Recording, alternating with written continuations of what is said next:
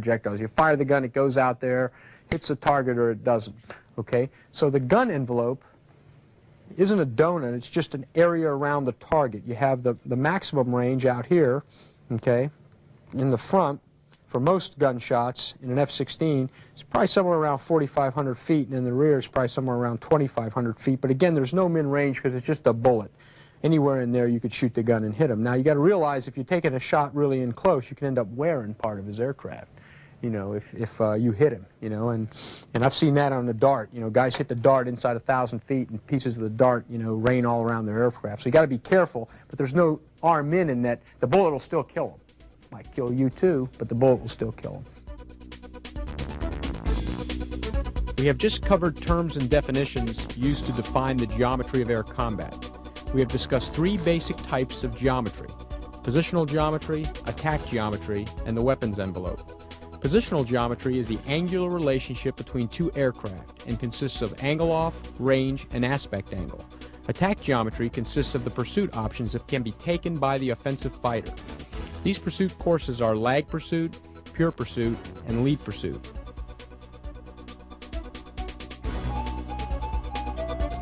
Even 75 years since the conclusion of World War I, names such as Newport, Spad, and Fokker and von Richthofen bring back vivid images. It was the birth of fighter aviation.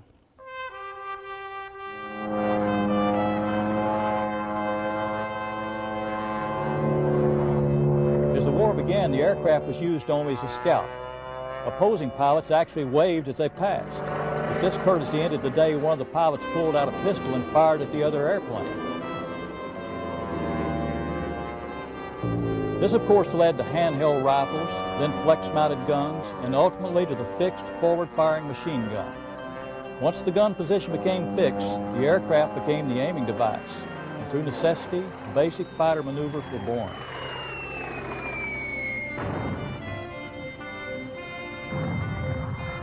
So when Pete talks about Lufberries and Immelmans, those aren't just arbitrary titles. They're the names of the men that invented the maneuvers.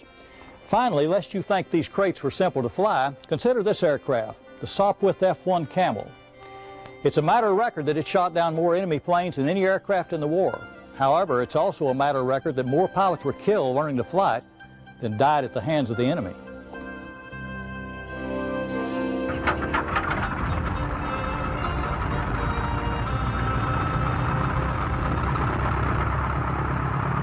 We just talked about basic terms and definitions. Now let's talk about offensive BFM. Here are the offensive BFM DLOs. Given an initial position of advantage, okay, given you start behind the guy in an offensive position, the first objective is to maintain 3-9 line. You know, that's pretty intuitive. Okay, we start behind him, let's stay behind him. Well, what is 3-9 line? And we should define some terms. As you guys know, fighter pilots talk in clock positions. Yeah, got 12, we got 6, you know, check 6, those kind of terms. We also got 3 and 9. If you draw a line between the 3-9 line, we talk in terms of 3-9 line all the time. Is the guy in front of your 3-9 line? Is the guy behind your 3-9 line? Okay, so the DLO here is given that you start behind him, stay behind him. You know, it's a reasonable objective, you know. Okay, now once you stay behind him, shoot him. You know, you don't have to fly an air show back behind at 6 o'clock. The guy looks back, yeah, that's some good flying you're doing back there. You know, we want to make a shot. You want to get into a position and shoot a weapon. So that's the next DLO. Give it, maintain 3-9 line, then shoot. The last one is if you can't do 1 or 2, then get out of there. You know, leave, separate, because, you know, again, you know, you're in a bad spot if you're not shooting somebody. A lot of discussions. I always like to start my offensive discussions by dispelling a couple myths. Everybody wants to think in terms of, okay, the bandit does a move, okay, and I need a move. Okay, well, let me look through my cards. Okay, the bandit does a right-hand turn. Okay, 10 degrees nose low. Then I do a rat's ass shimshay. Okay, yeah, that's the counter. You know, but you really can't think in terms of a chess kind of thing. You know, where a move. Okay, then there's this perfect counter move that this doesn't work that way. It's a fluid thing where the bandit does something and now we got to always be maneuvering our nose and you know from out there flying that's just the way it works. There is no set situation that always is the same. The other thing we have to note is that you know, BFM costs energy. When you move your nose in a fighter, it costs you energy. The two are related. The object of BFM is exchanging energy, which is aircraft altitude and airspeed. okay, for nose position. That's what we're trying to do. We've got the jet flying along with a certain, Mach on it, certain amount of knots, smash on the jet. We've got a certain amount of altitude. Now we're going to exchange that. We're going to spend it to move the nose. Okay, it's going to cost you. Now, when you go straight, you can gain it back. But there's a relationship between the two. The other thing you have to note about BFM is it's not flown in the present. BFM is flown in the future. You don't fly to where the aircraft is. You've got to fly to where he's going. And there's some steps to flying BFM in the future. Those steps are pretty much observe the bandit, see what he's doing, predict where he's going, maneuver or fly the jet based on this prediction, and then when something changes, as it will, react to that change. So those are the steps, observe, predict, maneuver, react. And they're subliminal. I mean, they're not on the surface. You don't write those on your lineup card, go, okay, what's next, okay. Predict, look down and, oh, shoot, I dropped my lineup card. Now I'm in big trouble. No, but it's good to note that, though, that it's flown in the future and you've got to go through these steps, okay. Let's talk about BFM problems. Why? Offensive BFM, we're obviously going to talk about maneuvering the jet and those kind of things. But the reason we are is because, if we had, just don't picture a Falcon here, picture United Flight 232 to Denver, okay? And here we are out here in our F-16. And we look at him and we think, man, maybe I'll take a shot at that guy. So we pull up behind him, and if he doesn't see us or react, we have no need to do any BFM, right? We don't need to do anything, right? He's flying along, we just get behind him and shoot. The reason you need to do BFM is because if this is, instead this is not an airliner now, this is a fulcrum, and he sees you and turns, he will create BFM problems. Instantly by me turning, you see heading crossing angle build, you see aspect changing, you see range changing. Those are the BFM problems that are created by a turn. Bandit turns, we got to solve our problem. The way we solve a problem is we turn. Bandit turns, we turn. Okay? How do you turn? There's two things. It's how you turn and when you turn that count, as you know from flying.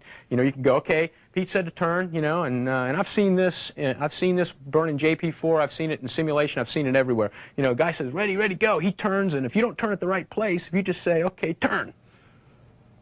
Oh, man, that didn't quite work. I knew I should have stayed awake past just the turn part. So we're going to teach you, kind of how, not only, how to turn, but when to turn. But first, let's talk about turns themselves, because turns are important. If you're not at corner airspeed, the turn dynamics are quite different. What corner airspeed is this airspeed in the jet where you can turn the quickest, tightest turn. Okay, in an F-16, that's about 440 knots. Okay. Turns have two things associated with them. They have rate, that's how fast you move the nose. They have radius, or how tight the turn is. Those two things. I thought it'd be interesting to take a look at Falcon to show you the effects of one aircraft pulling about 6 to 7 Gs at 450 knots. That's right at corner, right? Okay, you started the turn right here. He ended it right there. And you could take a look at, again, his rate and radius as he makes the turn. The next guy I'll show up here turning, he's at 550 knots. He's 100 knots above corner, and you can take a look at where his rate and radius is carrying him. Much farther out. Okay, he's all the way out here. And also you would note, if we took a look at this thing, this guy started here, got all the way around the corner to about here. In the same time, it took this guy starting in about the same place and getting to right about here. So 100 knots of airspeed difference makes a big difference in radius. But just as important, it makes a big difference in rate also. You're just not moving the nose. I might also note that, these guys are both at the same G. So they're both suffering equally. Because G is you suffer under G. But one guy's not doing too much at all for the amount of suffering he's doing, And the other guy is moving the airplane around. So it's very important to be at the right airspeed, right at corner airspeed when you do this. Okay. Those are turns looking up from above. Now let's take a look at a vertical turn. Vertical turns are different in many ways, primarily because we've got gravity.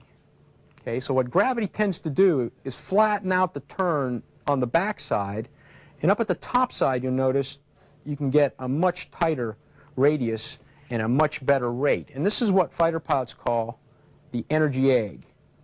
It looks like an egg. Okay, because you get a much better turn up here at the top, and you have a much worse turn here at the bottom, and that becomes important.